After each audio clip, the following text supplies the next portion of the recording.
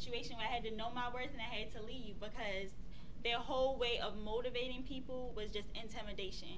And I have a very strong personality as black women. We all have those grandmothers, and it's just like, whoa, I have to go. So it's like, when do you know your worth? When do you become humble? When do you gracefully bow out? And it's like a really fine balance between those three things. So I just wanted to know what you guys thought. That's a great question. That's a great question. I saw Marsha's hand first, and then we'll move to Shonda. No matter what the situation is in corporate America regarding me, I find all of my answers through prayer. Everything. I don't move unless God say move. Sometimes that means sticking and staying. Sometimes it means pushing past the pain. So prayer is how I make those decisions. Wow. I would say, as far as knowing your worth, I think you know your worth because you walked out of that bad situation. After my mother died, I was 19 years old, and I'm an only child, and I talk about that in my book, where I was in very bad relationships.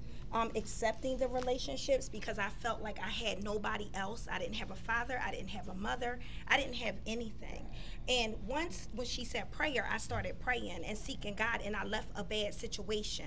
It wasn't good to have a man that cheats on you. It's not good to have the bad boy. I started loving myself, and once I began to love myself, I realized that it's so much giftings and things inside of me. I'm not saying I didn't go through, I'm not saying I did not hurt, but time does heal all things. So I just encourage you to find, yourself, and just pray like she said, and just know I'm just excited that I'm not where I used to be, because it took so long for me to get to where I am today. But I don't despise my small beginnings or things that happened, because it had to happen. But self-esteem, I had to get it because I was just not caring about myself at all. And I'm just recently getting it, so it's like now I just don't, it's like sometimes you're defensive, like, I don't want people, don't do this, but then at the same time it's like, well, I have to be humble, but then at the same time it's like, you absolutely know what you can and can't deal with too, so it's, and this situation just happened, so I feel kind of like, was there another way to stick with it, or was I right to leave? But if you're uncomfortable, yourself is telling you something. You're not comfortable. And I tell even my friends, this is not making me comfortable. Can we work on this or whatever? I'm not going to be uncomfortable for anybody, because you have to love you. And when you love you and realize you won't let anybody make you uncomfortable, then people will respect you more.